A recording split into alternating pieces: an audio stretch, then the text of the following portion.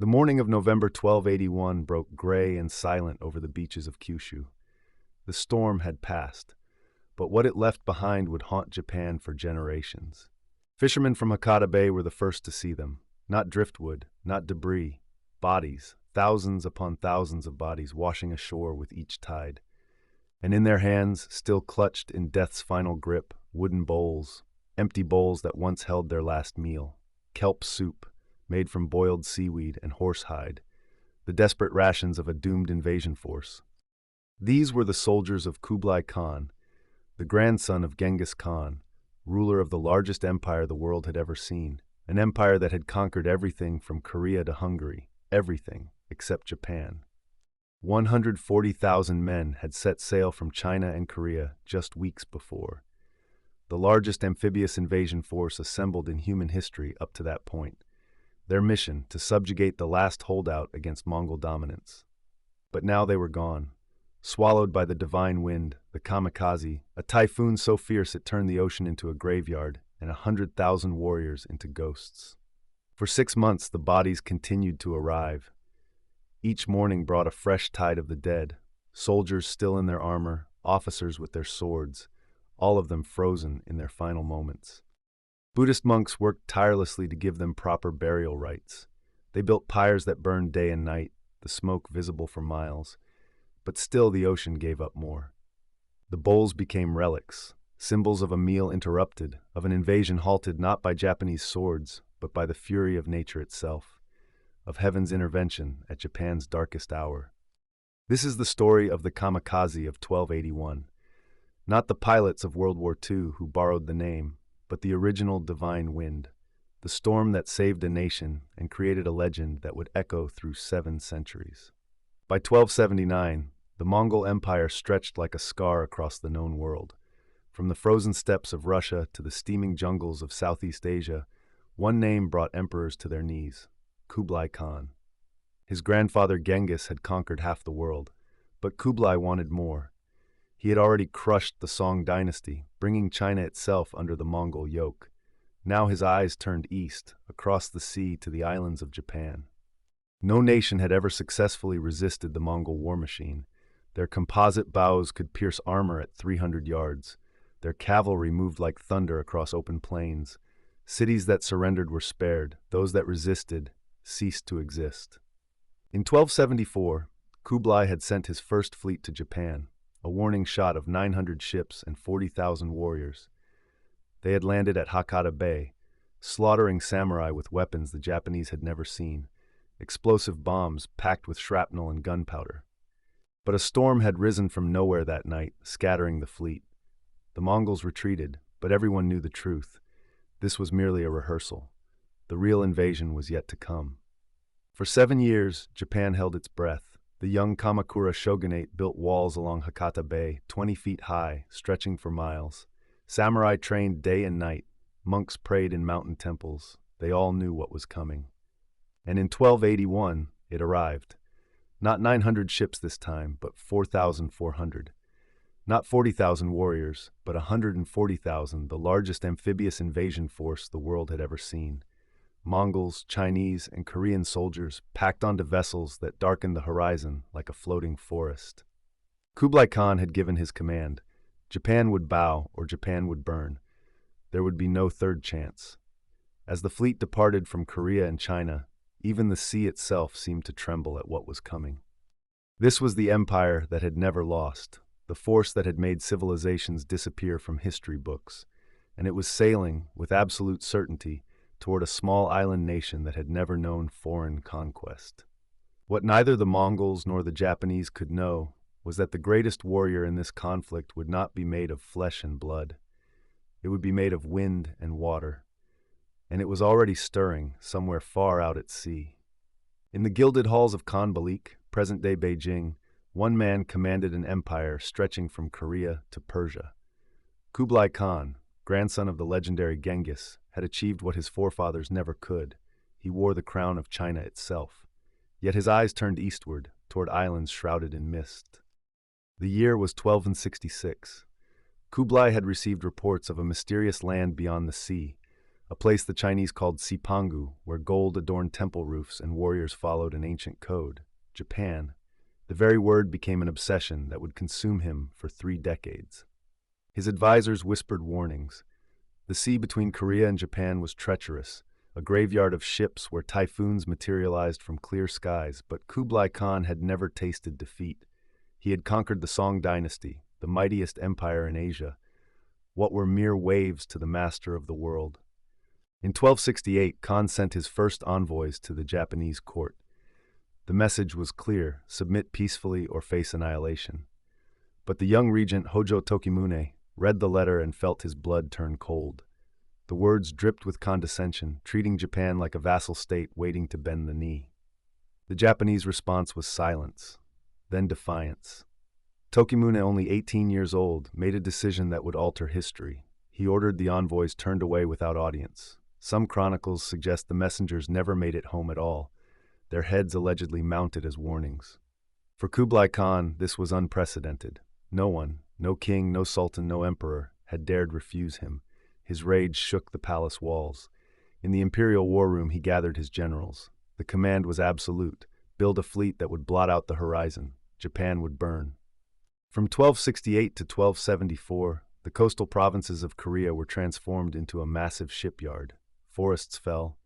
Forges blazed day and night. Korean shipbuilders, conscripted by force, constructed 900 vessels. The sound of hammering echoed across the peninsula like a death knell. Khan assembled an army of 40,000 soldiers. Mongol cavalry, Chinese infantry, and Korean naval forces pressed into service against their will. Among them were siege engineers who had toppled the walls of Baghdad, archers who could pierce armor at 200 paces. But Kublai Khan underestimated 2 forces. The first was the samurai spirit, warriors who had trained their entire lives for a death worth dying. The second was the sea itself, ancient and hungry, which had been waiting centuries for an offering this grand. In October 1274, the armada set sail. On board were not just soldiers, but the pride of an empire. Kublai Khan stood at the edge of his territory, watching the sails disappear into the eastern mist. He believed this was destiny. He had no idea he was sending them toward legend. November 1274. The first Mongol fleet appeared on the horizon like a forest of death. 900 ships carrying 40,000 warriors. The people of Tsushima Island stood frozen on their beaches, watching the impossible armada approach. Sosukekuni, the island's commander, had only 80 samurai. He knew the mathematics of annihilation, yet he rode to the beach anyway, his armor catching the morning light one final time. What happened next wasn't a battle. It was an education in obsolescence. While samurai announced their names and lineage as honor demanded, Mongol warriors moved in coordinated units, their composite bows releasing arrows in disciplined waves. Then came the thunder that had conquered empires. Explosive ceramic bombs, the world's first grenades, arcs through the air, detonating in flowers of fire and shrapnel. The Japanese had never seen gunpowder in war. Tsushima fell in a single day. Every samurai died at their post. Then Iki Island, 300 defenders, not one survivor. The coastal villages were laboratories of calculated terror, their smoke visible from the mainland. By November 19th, the Mongols landed at Hakata Bay in Kyushu, the gateway to Japan's heart. For one day and night, desperate samurai threw themselves against the invaders in chaotic, heroic, futile charges. Then, as the samurai prepared for annihilation at dawn, the sea began to whisper. Wind bent the trees. The Mongol commanders, veterans of endless steppes but wary of ocean storms, made a fatal decision: retreat to the ships. That night, the storm struck.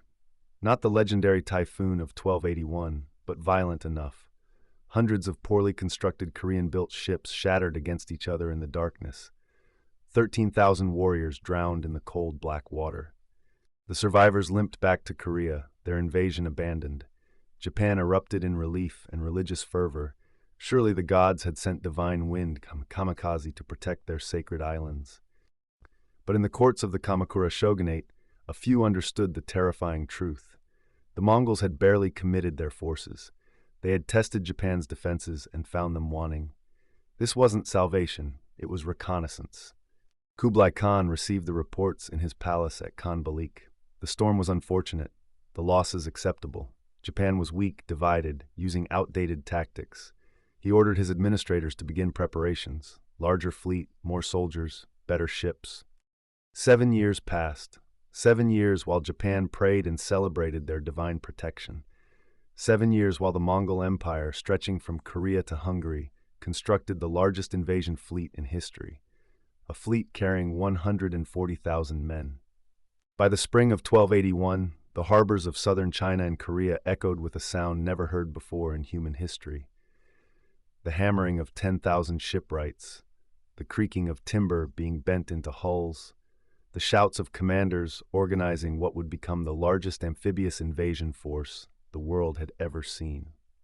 Kublai Khan's obsession had metastasized into reality. After the humiliating failure of his first invasion attempt 7 years earlier, the great Khan demanded perfection. He would not merely send soldiers to Japan, he would send a nation. 4,400 vessels. Imagine that number. More ships than the Spanish Armada, the D-Day invasion, and the Persian fleet at Salamis combined. The ocean itself would become Mongol territory. From the conquered kingdoms of Korea, the Eastern Route Army assembled. 40,000 troops, 17,000 sailors, 900 ships. These were battle-hardened warriors who had watched their own kingdoms fall to Mongol might. But this was merely the vanguard. In the ports of southern China, something far more massive was taking shape. The Southern Route Army, 100,000 soldiers, 3,500 ships, a floating city of conquest. Among them marched the conquered peoples of the Song dynasty. Farmers who'd held plows now gripped spears. Fishermen who knew these waters were pressed into service as navigators. They would guide the Mongols to Japan's shores, slaves leading their masters to another conquest. The logistics were staggering. Each soldier required provisions for 3 months at sea, rice, dried meat, and crucially, the materials for emergency rations that would later become infamous: seaweed, animal hides, anything that could be boiled into sustenance. But there was a fatal flaw hidden beneath this magnificent display of imperial power. Speed had been prioritized over quality. Kublai Khan's impatience meant many ships were constructed in mere months. Green wood, rushed joinery, hulls that had never been tested in open ocean. The shipwrights knew. They whispered among themselves about vessels that would never survive a true storm. But who could tell the great Khan that his timeline was a death sentence? Silence became complicity. By June of 1281, the fleets were ready: 140,000 souls, 4,000 ships. The largest invasion force in medieval history prepared to set sail. In the distance, across the waters, Japan waited, unaware that both salvation and catastrophe were sailing toward their shores. The summer of 1281, along the Korean coastline, a sight unprecedented in human history unfolds. 100,000 soldiers, Mongol warriors, Chinese conscripts, Korean sailors, are crammed into 900 ships. The vessels groan under impossible weight. Men shoulder to shoulder, pressed so tight they cannot sit. Horses whinnying in terror below deck, their hooves scraping wooden planks worn smooth by ocean salt. Kublai Khan's orders were absolute. Japan must fall. These men carry not just weapons, but the weight of the Khan's ambition. Many are conscripts who have never seen the ocean before this moment. The armada sets sail. Oars slice water in rhythm, 100,000 heartbeats moving as one. Behind them, the Korean shore fades into memory. Ahead, the dark waters of the Tsushima Strait. On deck, fires burn in iron braziers. The smell of boiling seaweed fills the air. Cooks stir massive cauldrons, preparing kelp soup, the primary sustenance for this massive invasion force. Horse hides, stripped from animals that died during the crossing, bubble in vats beside the seaweed. Nothing is wasted. Protein is survival. Survival is conquest. A soldier clutches his bowl with both hands, steam rising into his weathered face. He drinks deeply. The soup is bitter, filled with salt and the taste of desperation. But it is warm, and warmth is hope. For days they sail. The fleet stretches across the horizon, a floating city of conquest. Men sleep standing. They eat in shifts. They pray to gods both familiar and foreign. The Japanese coast appears like a dark promise. Kyushu. The samurai know they are coming. Prayers have been offered in every temple. Swords have been sharpened. But against 100,000 men, What none of them know, not the Khan's generals, not the conscripted farmers turned sailors, not even the weather-worn captains, is that the sky itself is preparing an answer. The ocean is gathering its fury. By the third week of the siege, the Mongol fleet faced a crisis no amount of military might could overcome. The provisions meant to sustain an army of conquest were gone. In the cramped holds of 7,000 ships, over 100,000 soldiers turned their eyes to the sea itself. If the ocean would not let them reach land, then the ocean would have to feed them. They began harvesting seaweed, kombu, wakame, anything that clung to the hulls or floated past. Sailors dove into the cold waters, knives between their teeth, scraping kelp from rocks visible at low tide. But seaweed alone could not sustain an army. The horses, those magnificent steeds that had carried the Mongol hordes across continents, now became a different kind of resource. The sound of their screams echoed across the fleet. Warriors who had ridden beside these animals from Korea to Japan now butchered them with shaking hands. Nothing could be wasted, not the meat, not the bones, not even the hides. Massive cauldrons appeared on every vessel. The acrid smell of boiling hide mixed with brine filled the air. Leather armor, saddles, reins, anything made of hide was thrown into the pots. They boiled the hides for hours, rendering them into a gray, glutinous soup. Mixed with seaweed and scraps of horse meat, it became a bitter gruel that barely resembled food. Chinese and Korean conscripts who knew the old ways showed the Mongol warriors how to make the kelp edible, how to soften the leather just enough, how to swallow without thinking about what it had once been. Still, soldiers weakened. Dysentery spread through the ships. Men too proud to show weakness lay in the holds, gripping their stomachs, their bodies rejecting the makeshift rations. Command struggled to maintain order. Each day, the ration portions grew smaller. Each day, more men looked toward the distant Japanese shore with hollow, desperate eyes. They didn't know that the weather itself was watching, that the waters growing rougher each day were not random chance, but prelude, that nature was preparing to render all their suffering meaningless. On the night of August 15th, 1281, as thousands of men forced down their kelp and hide soup, as they tried to gather strength for one final assault, the wind began to change. June 1281. The Mongol fleet stretches across the horizon, 4,000 vessels carrying 140,000 warriors. For 6 weeks, they've waited in Hakata Bay, their provisions dwindling, their patience wearing thin. Below deck, soldiers huddle around cooking fires. The smell of boiling seaweed mingles with the acrid stench of horsehide being rendered into broth. This is survival. This is desperation masquerading as a meal. Commander Fan Wenhu watches the sky darken. The air feels wrong, heavy, electric, alive with warning. Seabirds flee inland in silent flocks. But the Khan's orders are absolute. Japan must fall. On shore, Japanese defenders have seen the signs too. Priests chant day and night at Shinto shrines. They pray for divine wind, Kamikaze. They pray for a miracle their swords alone cannot deliver. June 13th. The wind arrives first, not as a breeze, but as a roar. Within an hour, waves that had gently rocked the fleet now rise like liquid mountains, 20 feet high and growing. Soldiers who moments ago were sipping kelp soup now scramble for rope, for mast, for anything to hold. Their bowls clatter across tilting decks. The ocean has become a predator, and they are its prey. The storm doesn't discriminate. Chinese ships, Korean vessels, Mongol warships, all are toys in the typhoon's grip. Hulls splinter, masts snap like kindling. The screams of drowning men are swallowed by thunder. For 2 days and 2 nights the Kamikaze rages. The ocean becomes a graveyard of wood and flesh. 100,000 souls slip beneath waves that show no mercy, no remorse, no memory. When dawn finally breaks on June 15th, the silence is deafening. Of 4,000 ships, fewer than 200 remain. The greatest invasion fleet in history, erased in 48 hours. And then the bodies begin to arrive. Thousands upon thousands, washing ashore on Japanese beaches. Many still clutch their final meal, bowls of kelp soup, frozen in their death grip. For 6 months, the coastline becomes a monument to the storm's fury. Each tide brings more dead. Each dawn reveals more evidence of heaven's intervention, or perhaps nature's indifference to human ambition. The storm struck without mercy on the night of August 15th, 1281. What began as distant thunder transformed into nature's most terrifying symphony. 100,000 Mongol soldiers aboard 4,000 ships had just settled into their evening meal. Steam rose from crude bowls filled with boiled seaweed and horse-hide broth, the desperate rations of an overstretched army. The first wave hit like a hammer from the heavens. Ships designed for rivers and calm coastal waters were no match for the Pacific typhoon's fury. In the chaos, soldiers made impossible choices. Some abandoned their weapons, others clung to them even as they sank. But many, haunted by weeks of hunger, refused to release their bowls of kelp soup even as the sea claimed them.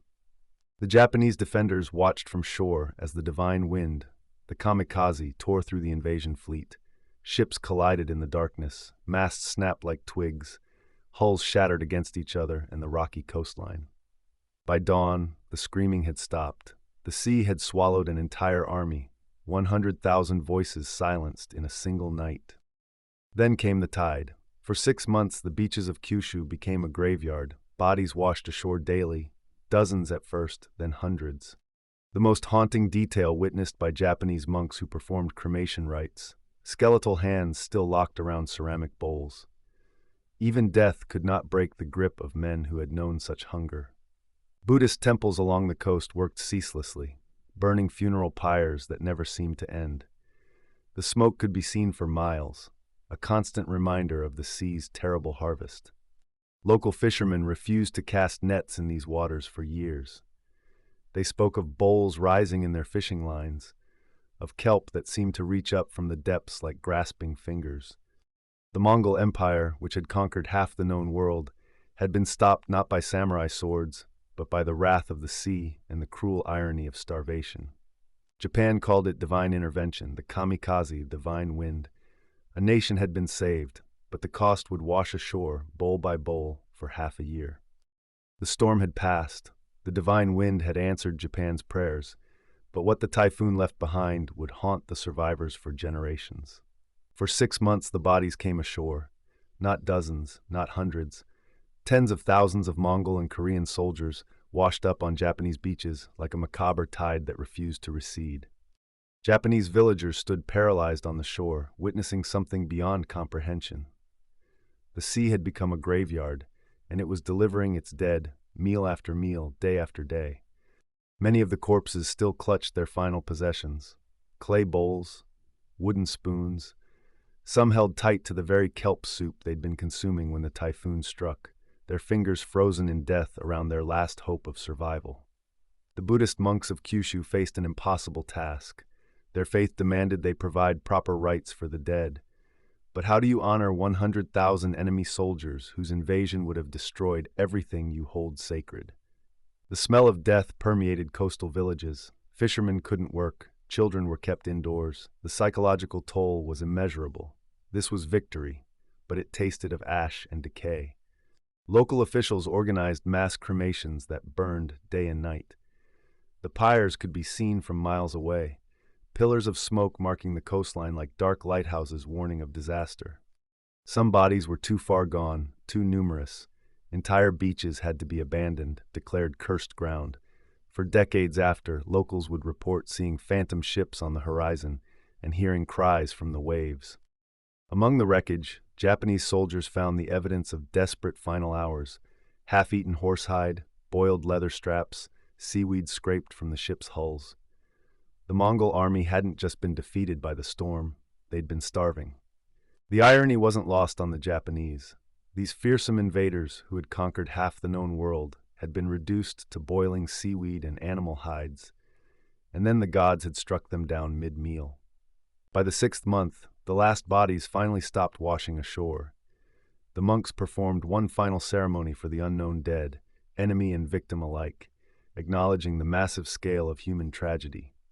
Japan had been saved, but the price of divine intervention was written on every beach in Kyushu. 100,000 lives erased in a single night. The Kamikaze had spoken, and its message was written in bones and kelp soup. In the aftermath of the storm, the Japanese did not attribute their salvation to military strategy or superior tactics. They looked to the heavens, to the divine wind that had intervened at their darkest hour. Shinto priests gathered at shrines across Kyushu, their voices rising in gratitude. The wind, they declared, had been no accident. The gods themselves, the kami, had risen to defend the sacred islands of Japan. They gave it a name that would echo through centuries: Kamikaze, the divine wind. Two simple characters that carried the weight of divine intervention and national destiny. The legend spread like wildfire through the archipelago. Mothers told their children how the gods had protected them. Warriors composed poems celebrating the divine deliverance. The storm became mythology, even as bodies still washed ashore. For the Japanese people, traumatized by two devastating invasion attempts, the Kamikaze became more than a storm. It became proof of their divine protection, evidence that Japan was a sacred land, untouchable by foreign conquest. Buddhist temples commissioned scrolls depicting the invasion, with celestial beings commanding the winds and waves. In these illustrations, the Mongol fleet appeared almost toy-like against the fury of divine forces. The psychological impact was profound. A nation that had stood on the brink of annihilation now believed itself chosen, protected by forces beyond human comprehension. This belief would shape Japanese identity for generations. Yet even as the legend grew, the grim reality persisted.